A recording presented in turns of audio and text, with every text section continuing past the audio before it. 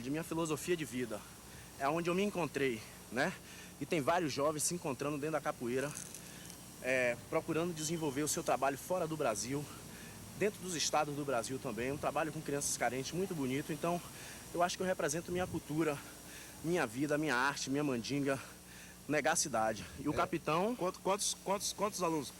O grupo hoje está em cerca de 890 alunos, porque temos, aqui mesmo, temos um careca que dá aula no Canadá. Esse aluno aqui meu dá aula. Esse é o careca. Pô, cara, não tô entendendo nada. É careca, cabeludo. Comandante, se você vier pegar o cabeludo, você pega ele, pega o careca, ao contrário. É a manha do capoeirista. É a manha do capoeirista. Até no nome tem ginga. Até no nome tem... Tem ginga, né? No nome você tem que ter a ginga, tem que ter a malícia, né? A malandragem. Isso é uma coisa que veio dos negros, dos antepassados, da década de 1800. Né? Então, a capoeira hoje é isso aí, é a nossa vida, é uma filosofia de vida onde o grupo Porto da Barra procura passar aquela parte de ser amigo, entendeu? De família, trabalhar em cima de alimentação, tirar as crianças das drogas, tirar o jovem dos vícios, das bebidas. Então a capoeira é em cima disso aí. A gente procura trabalhar isso aí. E a capoeira tá bem entrosada na música, né? Tá bem assim, junto, né? É isso, é verdade ou não? Isso é verdade, tá aí na minha frente, né? Na verdade, eu sou o que sou devido à capoeira. Aprendi a cantar na roda de capoeira. E outra coisa, Cabeludo tem uma série de capoeiristas que foram formados assim, que nem você chegou, Durinho, que hoje está em toda a Europa, viu? Tem gente lá fazendo capoeira na Itália, como é que é, cara? O grupo Porto da Barra está espalhado em vários países, como o Reinaldo falou, né? Eu tenho um irmão que dá aula na Espanha, tenho um sobrinho que dá aula na Espanha, Pititinga, Minhoca dá aula na Espanha, Castelo dá aula em Portugal, Jamaica dá aula na Noruega, naquele maior frio, imagine, naquele frio de, vamos supor, 10 graus abaixo de zero, 20 graus, e os caras aprendendo capoeira. Como o Careca dá aula no Canadá, eu vim para aqui recentemente do Canadá. Como nós temos essa garota aí que é canadense, está participando de nossa... Fala canadense? Fala canadense. Sim. Vai jogar com o comandante Hamilton aí pra gente ver. Deixa eu trocar uma Tá vendo você? O que foi aí? O que você falou? Eu quero que você jogue com a menina ali do Canadá, bicho, dá pra jogar? Lua! É Lua? Lua. Hoje é dia de sol, da alegria em Salvador, e viver o verão. Hoje joga capoeira no Porto da Barra. É isso aí, galera. Isso é brasileiro, isso é nosso, é coisa nossa. Aqui no nosso Viva Ação!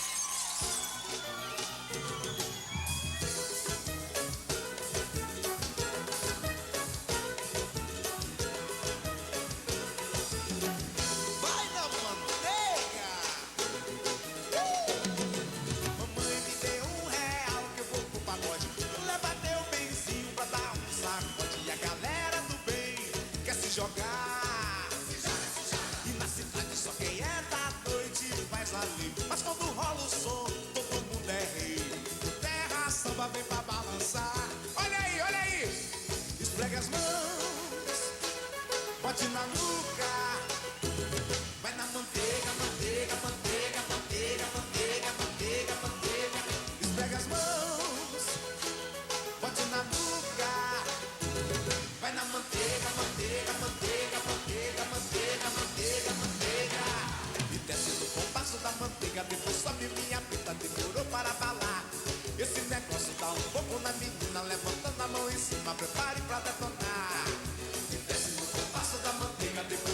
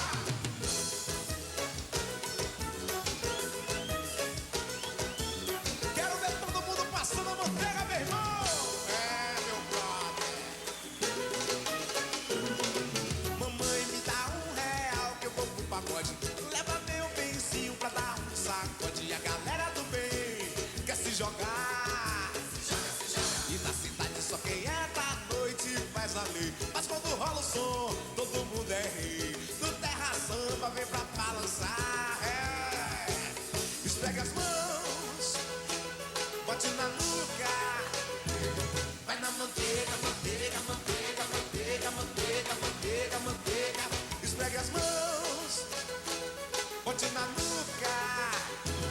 Vai na manteiga, manteiga, manteiga, manteiga, manteiga, manteiga, manteiga. E desce no compasso da manteiga, depois sobe minha amiga, demorou para balar. Esse negócio dá um fogo na menina, levantando a mão em cima, prepare pra detonar. E desce no compasso da manteiga, depois sobe minha amiga, demorou para balar. Esse negócio dá um fogo na menina, levantando a mão em cima, prepare pra detonar. Esfregue as mãos, bote na nuca, vai na manteiga. Vai na manteiga, manteiga, manteiga, manteiga, manteiga, manteiga, manteiga. Esfregue as mãos, bote na nuca.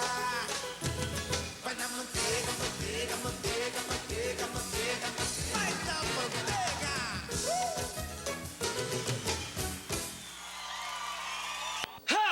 Palavras de Thomas Green Morton, o homem que é apontado por muitos como o maior paranormal do Brasil. Ele aceitou o desafio do americano James Randi, presidente de uma fundação que oferece $1 milhão a quem provar que é de fato um paranormal, alguém com poderes que não podem ser explicados pela ciência. Randi é um grande mágico e garante: todos aqueles que se dizem paranormais, na verdade, usam truques. Thomas Green Morton afirma que entorta metais com o poder da mente. Diz também que produz fenômenos luminosos. As luzes aparecem no jardim da casa dele. Ali, em cima do eucalipto, ali, ó. No corpo de Thomas. Deu em cima da minha cabeça agora. Aqui em cima, ó. Veja estas cenas filmadas por cinegrafistas amadores. Luzes explodem dentro do carro de Thomas. Agora deu na minha cara aqui agora. Numa mesa de restaurante, o que era vinagre vira perfume. Não é vinagre. É perfume. Qual? Perfume. Gotas de perfume brotam também de seus dedos. Thomas Green Morton promete: vai comprovar diante de James Randi que não usa truques. Sexta-feira, Thomas Green Morton recebeu o Fantástico no sítio dele, em Pouso Alegre, sul de Minas. Apresentou o Guerreiro da Paz, uma escultura em metal diferente de todas que você já viu. Eu fiz as conchas de feijão industrial, eu comecei a energizar e formou, simbolizando os pés. Isso aqui são bandejas, né?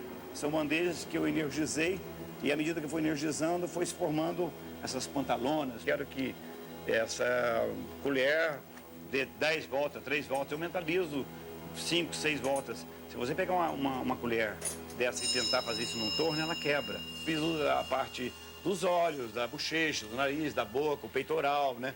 Aí eu comecei a fazer a parte cerebral. Nessa parte aqui, eu comecei a fazer o cérebro, o tronco cerebral, fui fazendo o crânio e tal. Aí eu tinha um balde de gelo, eu estava tomando um vinho, esse balde de gelo foi murchando assim, a garrafa foi levantando, falei, eu podia levar de lembrança, de coração. No balde, a inscrição RA e as iniciais de Thomas Green Morton. Faço com maçarico mental, com a furadeira mental. Eu vou mentalizando e vai se abrindo um furo e vou formando as letras, né? Então, o meu símbolo é o Ra, que é um RA e um raio cortando, simbolizando a energia positiva. Thomas diz que a marca no centro da testa é manifestação dessa energia. O homem do Ra já decidiu que fenômeno vai mostrar a James Randi para vencer o desafio de $1 milhão. Quando eu fizer, não vou fazer entortar uma colher, uma moeda. Eu vou fazer o máximo, um fenômeno parabiológico, é o fenômeno do pintinho, quebrar um ovo, botar a craia, a gema num prato. À vista do cientista, na cara do cientista, de quem quiser, ou pode observar e sobre controle absoluto. Thomas diz que vai pegar um ovo não fecundado e fazer nascer um pinto com seus poderes paranormais. E emitindo energia, formar um óvulo, um embrião, a vida e vira um pintinho, depois um franguinho e um galo. Aí vira um galo energizado, sai na frente, cientista. Vai sair correndo aí. Um desafio a você, lá, mágico, lá da Flórida. Você não aguenta. Esta semana, os advogados de Thomas Green Morton vão procurar a Fundação James Randi para acertar o contrato do desafio de $1 milhão. Thomas quer que Randi venha ao Brasil para fazer o teste. Aviso: Randi, um homem respeitado por cientistas do mundo inteiro, jamais perdeu um desafio. E o que aconteceu com o homem que revitaliza as flores? Domingo passado, Johnny Gaspar apareceu por aqui dizendo que consegue revigorar flores murchas. Depois da experiência feita em estúdio, a rosa apresentava um aspecto melhor. Mas a professora de fisiologia vegetal, Norma, Caçador mundial de paranormais.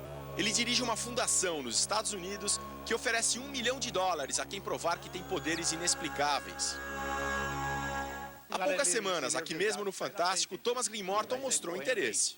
Um desafio a você, lá, mágico, lá da Flórida. Você não aguenta.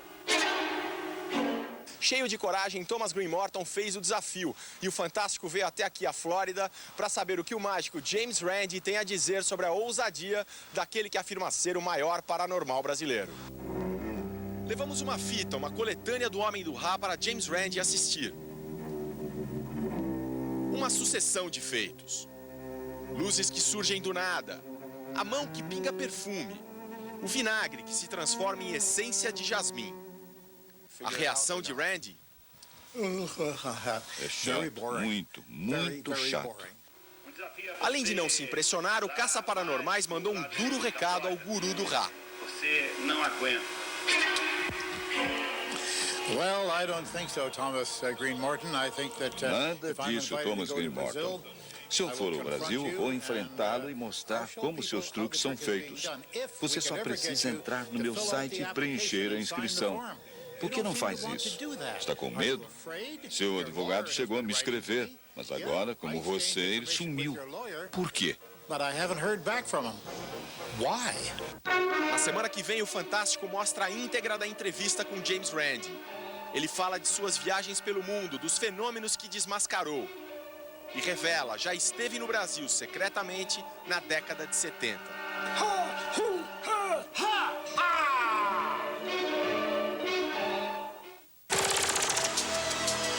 Respire fundo.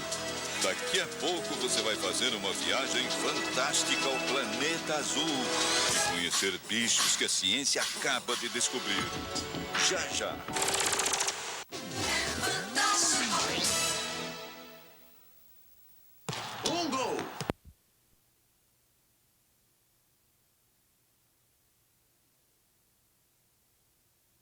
O prefeito de São Carlos, que foi reitor da Universidade Federal de São Carlos, e participa o Cristóvão Buarque, participa o ex-reitor da UNB, e participa muita gente da educação do Brasil inteiro. Esse é possivelmente um dos principais projetos que nós vamos lançar agora em junho, sob a coordenação do Palocci, prefeito de Ribeirão Preto. Aqui, uma proposta de política de segurança alimentar para o Brasil. Projeto Fome Zero. Ontem eu vi o Ciro fazer uma pergunta para mim antes de ontem. Eu tô com ela, eu vou botar para você. Depende que eu não vejo o programa, eu vejo. Eu sei que você vê, poxa, vejo. claro. Sobretudo quando vem. Projeto Fome Zero, documento síntese. É terrível um país do tamanho do Brasil, com a riqueza que o país tem, né? E com um país muito rico dentro de um país pobre, ter necessidade de uma proposta de um projeto para acabar com a fome zero, para acabar com a fome no país. Não é uma coisa triste isso? 9.300.000 famílias no Brasil, faz um total de 44 milhões de pessoas, não comem as calorias e as proteínas necessárias à sobrevivência. Come menos do que aquilo que está previsto na Organização Mundial da Saúde. Você não fala isso olhando pra mim assim, que eu fico com um sentimento de culpa. Não, você e eu comemos. Não, você e eu comemos. Espera, eu sei. o telespectador e o público vai perceber que eu e você comemos mais que as calorias necessárias. Mas olhando, percebe que eu como mais que você. Eu fico assim. Projeto Moradia, tá aqui. 2ª edição. E tem um outro livro aqui que é o seguinte: Álcool, o combustível do novo milênio. Você continua bebendo uma caipirinha de vez em quando? O que é esse Não negócio de álcool. Aqui? Álcool, agora de como, vodka. Álcool como Ô, Jô, deixa eu te fonte de explicar. energia. Você ainda acredita no álcool como fonte de energia? Acredito. Acredito porque, primeiro, é uma matriz energética renovável. O Brasil detém tecnologia. É sabido por todos os especialistas do mundo que o petróleo tem um certo limite de duração. Uns dizem que em alguns lugares vai durar mais 30 anos. A fase mais otimista imagina que ele vai durar 80 anos. E o Brasil é detentor de uma tecnologia extraordinária, de uma matriz energética que é o álcool. O álcool é tecnologia nossa, o álcool é menos poluente.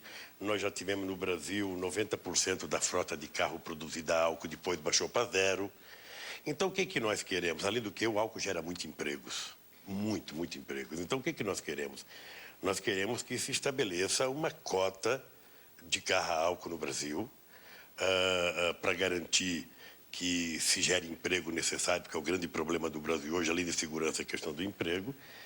E eu tenho feito debate com os produtores e tenho dito o seguinte: tem que ser uma mão de dupla responsabilidade, ou seja, o governo pode exigir, pode discutir com a indústria automobilística a utilização do álcool numa frota de carro comprometida da indústria automobilística com o governo. Agora, também é importante que os produtores de álcool se comprometam a fornecer álcool nos postos de gasolina, porque de vez em quando tem uma malandragem.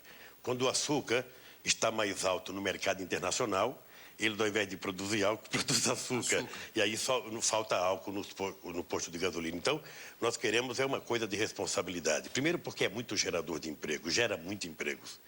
E nós achamos que o emprego é uma coisa extraordinária nesse momento em que o Brasil não cresce, nesse momento em que milhões de brasileiros querem trabalhar e não conseguem. Lula, deixa eu te perguntar aqui. Eu vi vários projetos aqui. Agora, claro que eu sou obrigado a falar nisso, até por interesse. Porque eu estava falando, isso aqui que eu achei sensacional, né? Esse negócio do educação, ciência e tecnologia, que eu acho que tem 2 coisas fundamentais para o crescimento de um país. A tecnologia de ponta e a cultura. Eu não vi por parte de ninguém ainda um projeto de cultura, sobre a cultura, que realmente me chame a atenção pela sua originalidade, pelo seu empenho. Qual é o projeto do PT em relação à cultura? Olha, isso vai fazer com que você me convide para vir aqui outra vez. Porque em junho nós vamos apresentar o Programa Geral de Governo, que está sendo coordenado pelo Palocci, prefeito de Ribeirão Preto. E, obviamente, que dentro desse projeto, a questão cultural é, para mim, Jô, essencial, não apenas do ponto de vista da evolução cultural e política da sociedade, mas é que eu vejo no investimento na cultura hoje, tanto na cultura de mercado, como na chamada cultura popular, na periferia desse país, uma das possibilidades que nós temos de garantir, de evitar que a juventude, por falta de perspectiva, caia na marginalidade. Então, nós temos que investir em 4 coisas, Jô: educação, cultura, lazer e esporte na periferia desse país, para que essa meninada possa, de forma sadia, ter acesso a boas informações. Agora, E você, quem sabe, veja, quem sabe um dos problemas é que de vez em quando se imagina que tem um especialista, um Deus que pode colocar no papel tudo e está pronto o programa. Não.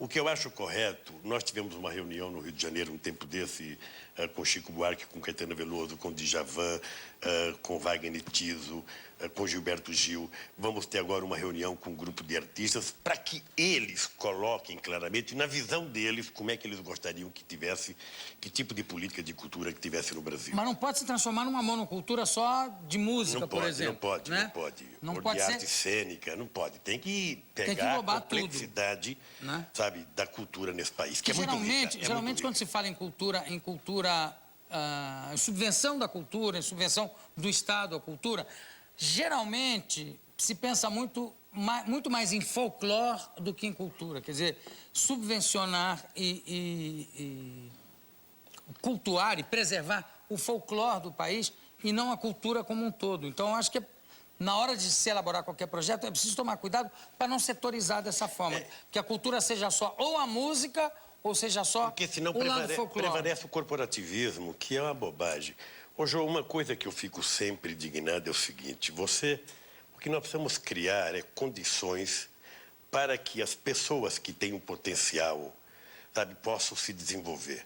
Uma coisa que me machuca muito é saber o seguinte, por que na escola pública as crianças não têm acesso à dança, à música, a teatro, sabe? Por que não tem acesso?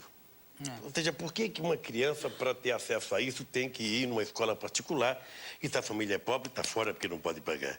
Então, eu acho que não custa nada o Estado garantir, sabe, que os pobres mostrem que têm competência para suas atividades culturais. Podem ser artistas importantes como você, competentes como você. Não, você sabe que, inclusive, o teatro, por exemplo, é usado muitas vezes, dá resultado, até quando é usado como terapia, às vezes até em presídios, às vezes até em hospitais e em colégios também. E você não vê isso na escola pública no Brasil, né? Você vê, por exemplo, com esse negócio, da obrigação do ator ser formado por uma escola, né? Ter carteirinha de ator.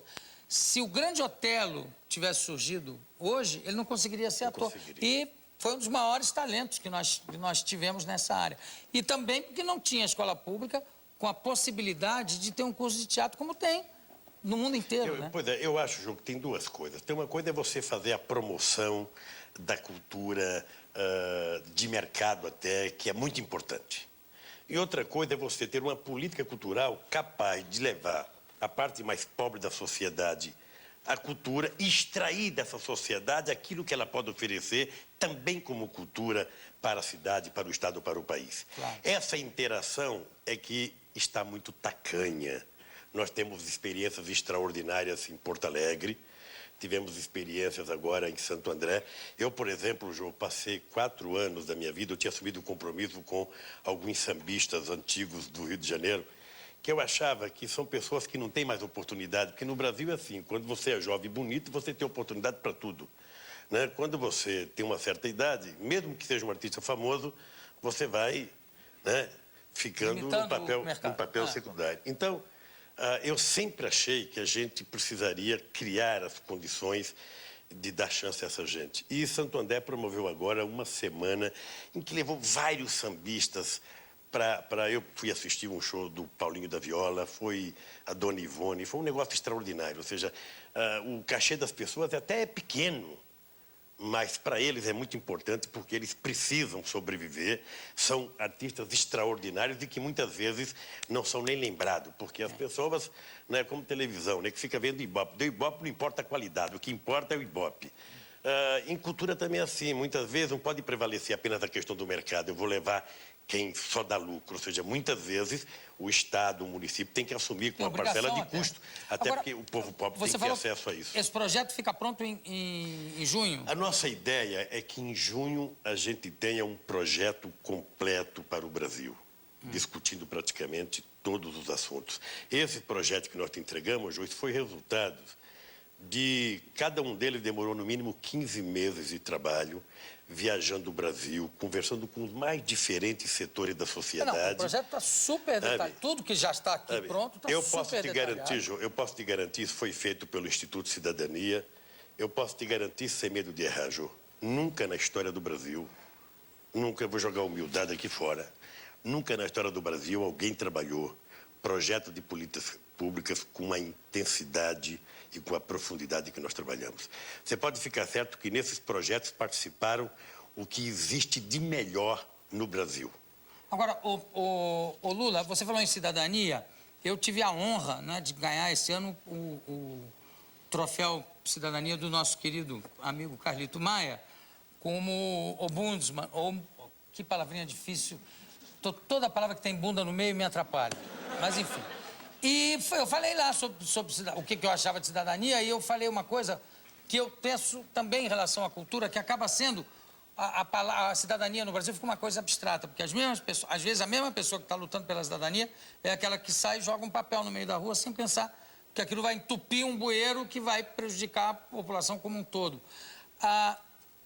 Não é hora de se começar a colocar na prática o que é cidadania? Eu acho. A fazer esse exercício de uma forma... Você sabe que uma vez eu conversei com o Dr. Hélio Bicudo, quando ele era o representante do Brasil na Comissão de Direitos Humanos da Organização dos Estados Americanos, da OEA. Eu dizia, João, para o Hélio Bicudo o seguinte: Hélio, a gente está acostumado a discutir muita questão de cidadania, de direitos humanos, sabe, na questão da prisão, da tortura, da perseguição política. Agora, vamos transformar em cidadania o direito da pessoa a comer, Jô. Todo mundo tem o direito de tomar café de manhã, todo mundo tem o direito de almoçar, todo mundo tem o direito de jantar. Como pressuposto elementar para a cidadania, porque se você não come, de morar, o também, resto né? tudo... Não, mas é que você não come, o resto tudo é mais difícil. Aí vem a questão, o direito de estudar, o direito de morar, o direito de ter acesso à cultura. E acesso à cultura é uma questão de mentalidade dos dirigentes do país. Eu, por exemplo, no Brasil, de vez em quando eu falo, pobre não gosta de música erudita, pobre não gosta de concerto.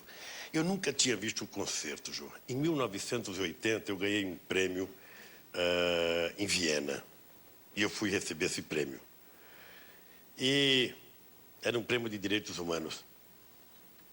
E me levaram para ver um concerto. Se alguém tivesse me perguntado até então, eu falava, eu não gosto. Música clássica é um saco. Hoje eu vou te contar uma coisa. Sabe o que eu senti? Eu senti que eu levitava, sabe, quando começou o concerto, de uma coisa tão extraordinária que eu jamais tinha visto na minha vida.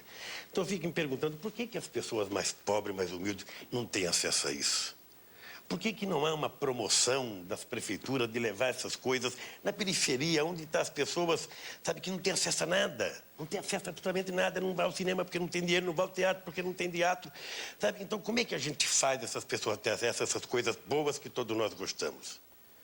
Né? Eu, por exemplo, acho que o grande feito do Pavarotti, além de tudo que ele é de extraordinário tenor, é o fato dele ter conseguido popularizar a música erudita. Ou seja, fazer um peão de Pernambuco como eu gostar de música erudita só pode ser muito competente.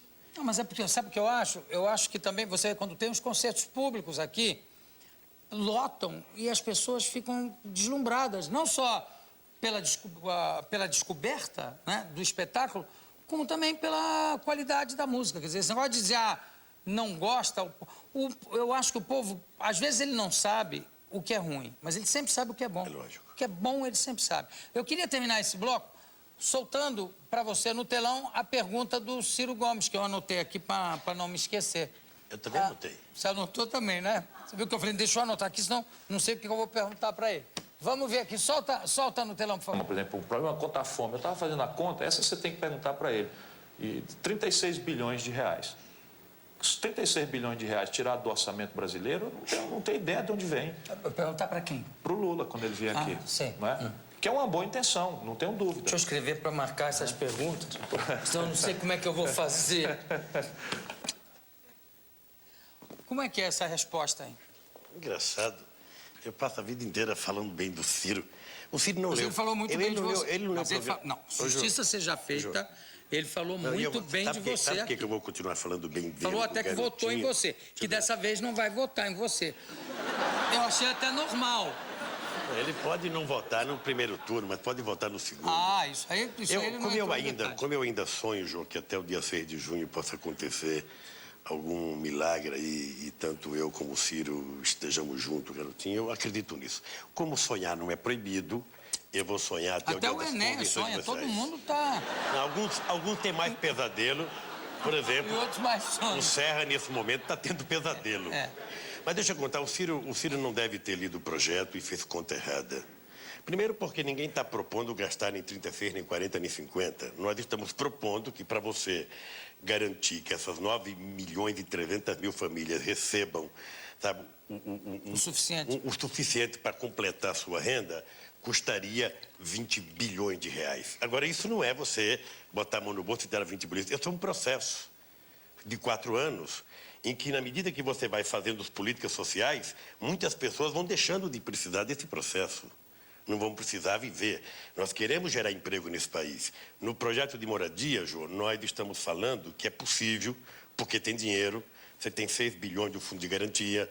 Cada estado poderia fazer o que o Mário Covas fez aqui, tirar 1% do ICMS, não aumentar o ICMS, é tirar 1% e dedicar à questão habitacional.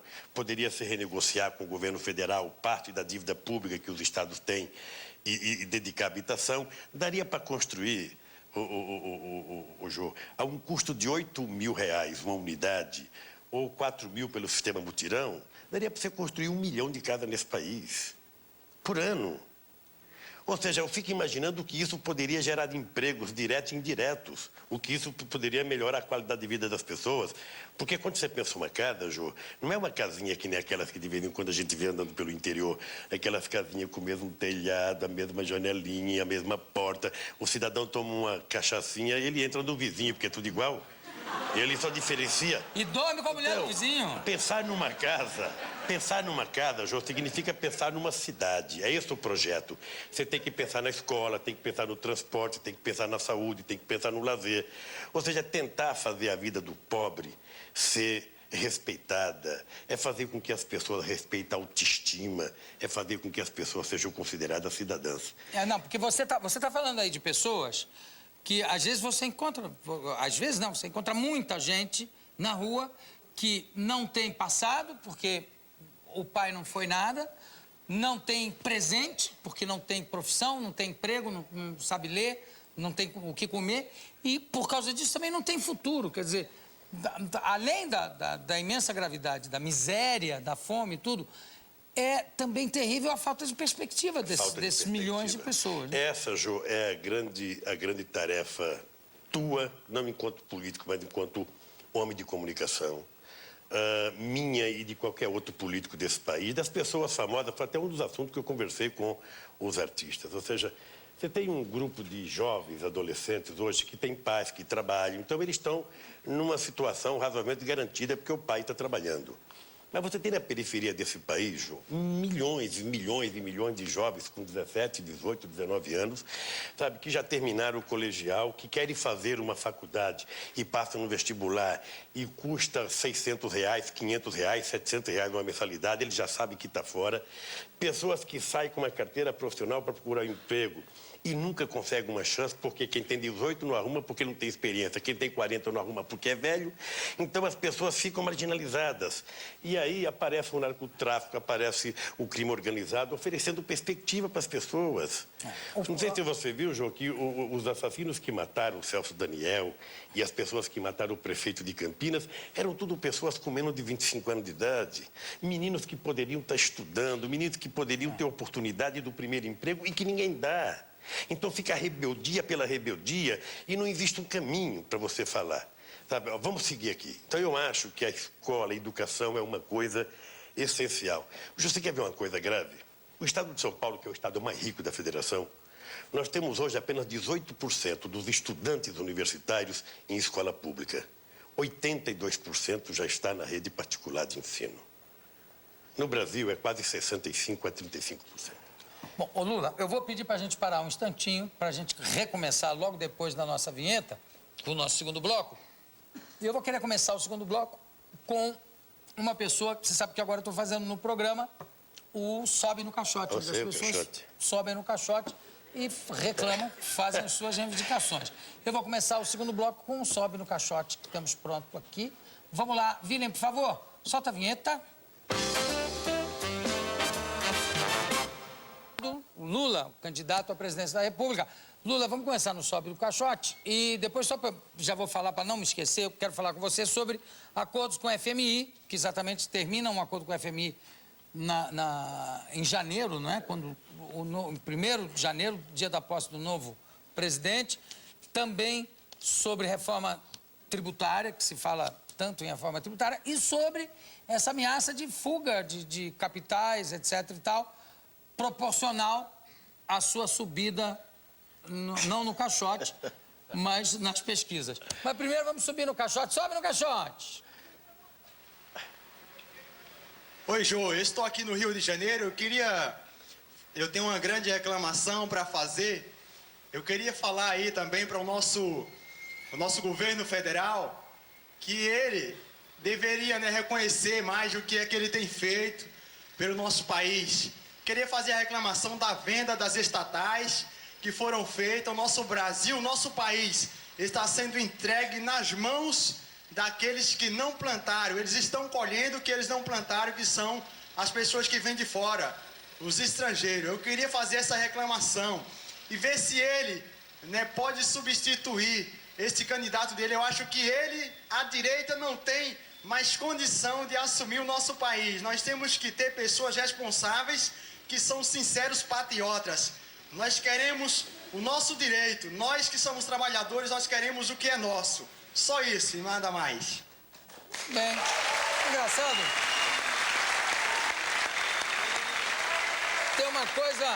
Tem uma coisa comum aí a todo o pessoal que sobe no caixote, que são pessoas humildes, pessoal do povão mesmo que sobe. Eles têm uma consciência, têm um nível de informação sobre as coisas que acontecem muito grande. O que você tem a responder aí ao... Olha, eu acho que o governo exagerou no processo de privatizações. Acho que exagerou. Obviamente que tinha setor de produção, indústrias que o governo poderia privatizar. Algumas não. Eu, por exemplo, era contra a privatização de todo o sistema de telecomunicações. Como sou contra a privatização da Petrobras, do Banco do Brasil. Entretanto, agora já está feito. Vamos tratar de evitar que outros sejam privatizados, porque no começo das privatizações, Jô, a propaganda era assim: vamos privatizar porque vai sobrar dinheiro, vamos investir na saúde, na educação e pá. Todo mundo gostou, foi privatizado. A Argentina foi a mesma história. Ou seja, a Argentina chegou a privatizar até o zoológico. Não, a Argentina privatizou então, veja, até as privadas. Você ter um patrimônio público na mão do Estado, se for público, não estatal, porque o estatal pressupõe o burocrata que manda mais... Não, mas é isso que eu ia te falar, sem querer te interromper, já interrompendo. O perigo das estatais é que elas acabam sempre, até a União Soviética, vamos botar o exemplo extremo, China, de repente acabam se transformando em cabides de emprego e numa elitização da burocracia. Ô, João, aqui no Brasil, esses dias, o presidente da Petrobras aumentou a gasolina sem que o presidente da República soubesse. Aí não pode. Agora, se você transformar em empresas públicas e tiver um certo controle da sociedade civil, somente aquilo que é essencial. Eu não sou principista, né? Sou contra ou a favor de qualquer jeito, não. Acho que tem coisa que tem que estar na mão do Estado, tem coisa que pode estar na mão da iniciativa privada.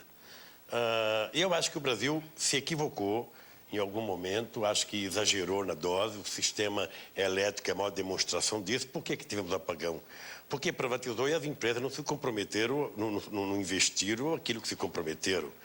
Então, o lago funciona como uma poupança. Na medida que você só tira água, não chove e gasta em exagero, cresce a demanda de energia 5% ao ano e você não cresce a produção de energia 5% ao ano, chega um dia, até o dinheiro do teu bolso desaparece se você só tirar e não colocar nada.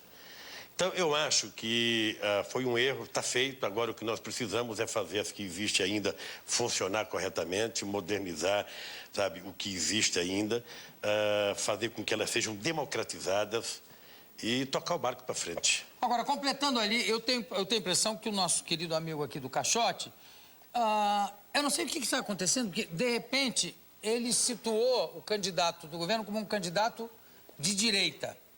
E a gente conhece o passado político, não só do Zé Serra, como do Fernando Henrique, desse pessoal todo, que, aliás, às vezes até há uma incoerência, mas como o próprio Fernando Henrique já disse, esqueçam tudo que eu escrevi, a coisa já fica mais coerente.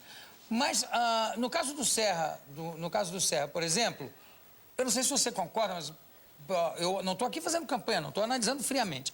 O Serra fez um trabalho no Ministério da Saúde, algumas coisas excelentes. Em relação à AIDS, por exemplo, foi uma coisa que foi copiada pelo mundo inteiro.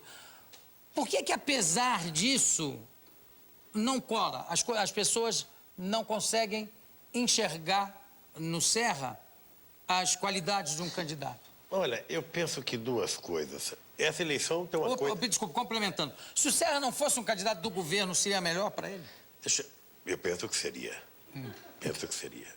Agora, ser candidato do governo não é ruim, não. Eu vou te explicar por quê.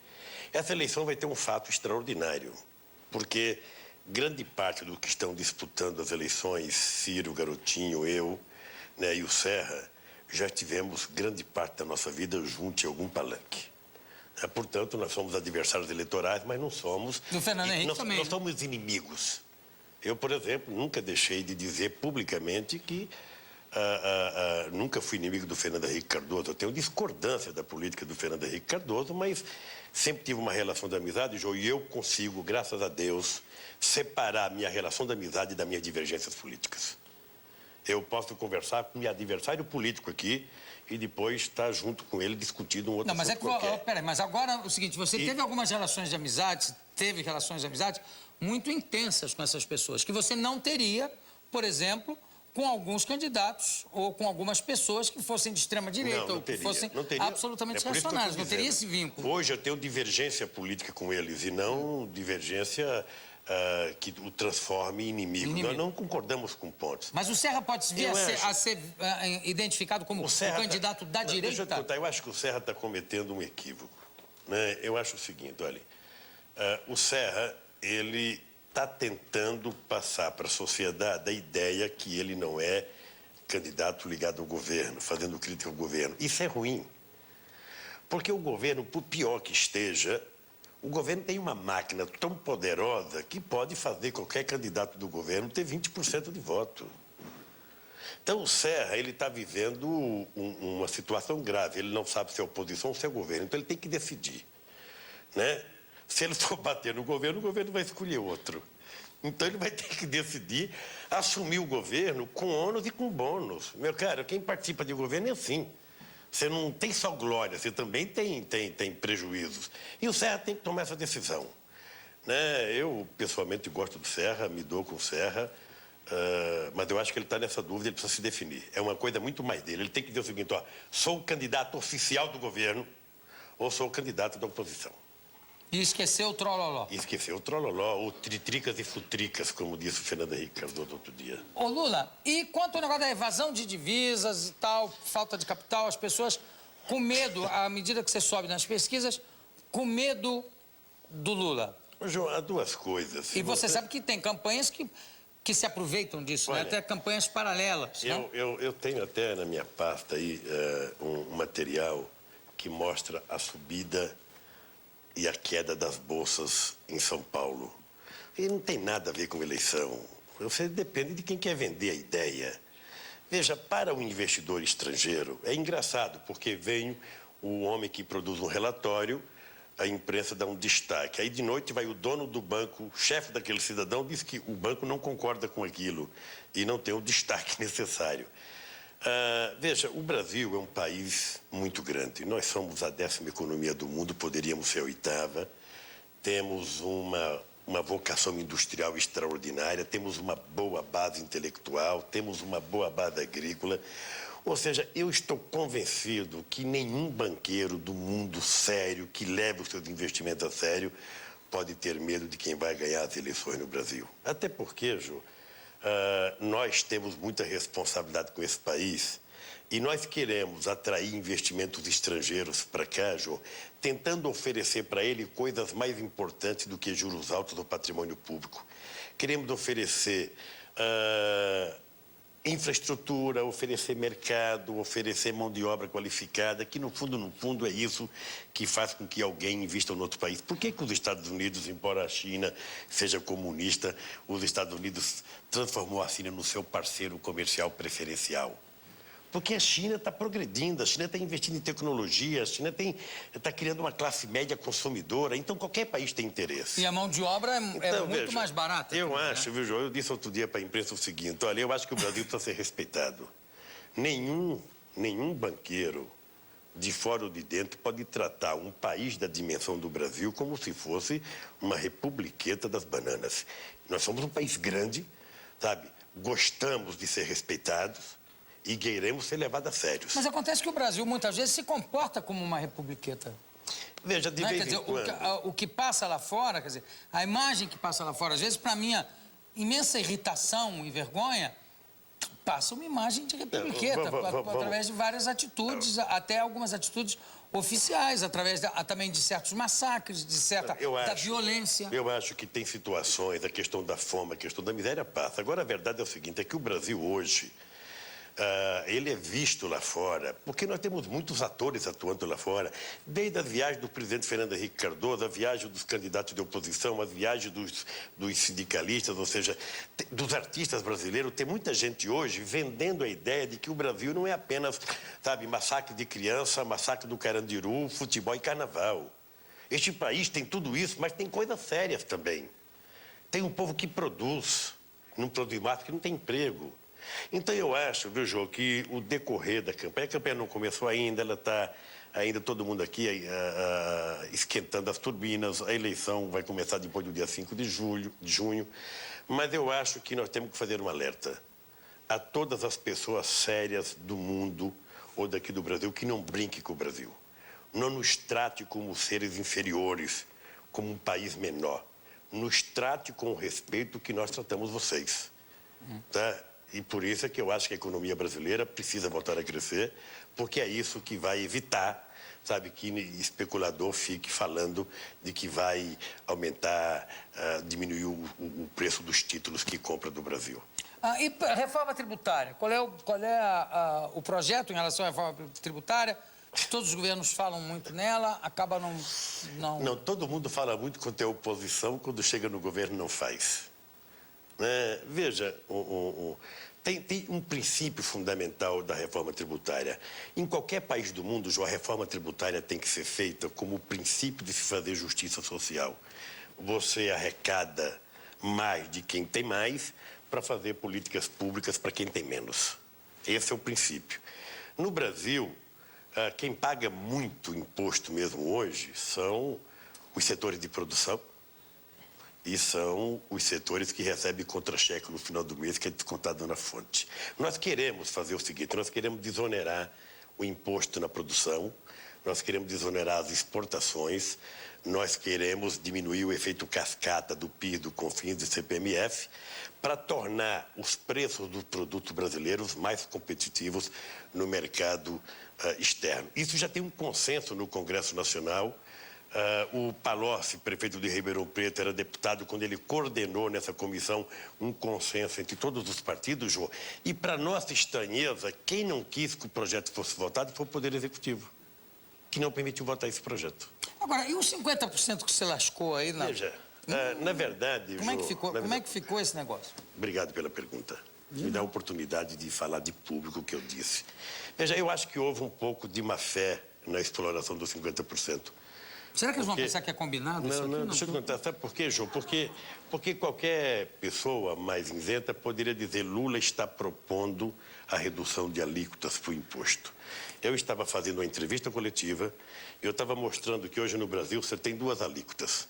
Você tem isenção até 901 esquirela, depois você tem uma 15%, quem ganha acima de 1.000 já paga 15%, e quem ganha acima de, vamos pegar 3 mil, já paga uma alíquota de 27,5%. Acima de 3 mil já é 27,5%? Já 27 mil, não precisa nem 3 mil, 2 mil e pouco já dá 27,5%, é muito alta. Então o que eu propus? Porque essas pessoas que pagam assim, Jô, são as pessoas que recebem salário no contra-cheque e não tem como... Já vem descontado. Tá bem descontado na fonte. Então o que eu propus? Que era preciso fazer, sabe, uma escala que você começasse com 5, depois com 10, depois com 15, até você cobrar os altos salários como se cobra em toda a Europa. Agora, nós não temos essa proposta ainda porque não está feita. Estados Unidos também, né? Sabe? Estados Unidos Os também. Estados Unidos chega a 40%, a Inglaterra chega a 40 e pouco, mas o Japão chega a 65%, a Alemanha chega a 54%. Vamos supor que o Brasil não possa chegar a isso. Agora, o que você não pode é penalizar a classe média brasileira, que no fundo é quem não pode fugir, meu caro. Porque ela não tem jeito. Receber o contra-cheque está descontado na fonte.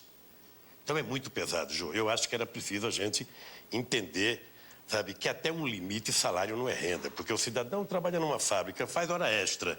Aí o que ele ganha de hora extra, pá, vem o leão e come. E depois vem o Nicolau Lalau e come o que o leão comeu, sabe, do trabalhador que pagou. Depois vem a Georgina e come o que o trabalhador pagou para a Previdência Social. E não acontece nada.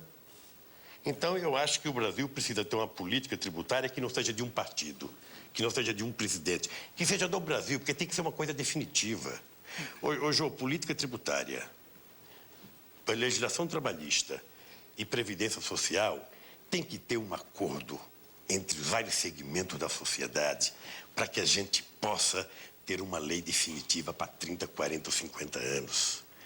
O Brasil está precisando, Jô, de pessoas que convoquem as personalidades desse país para sentar em torno de uma mesa e fazer os acordos necessários que o Brasil precisa para o Brasil sair desse negócio de país emergente. Agora, outra coisa, uma pergunta que até eu fiz para o Ciro aqui e alguém da plateia fez para o Enéas.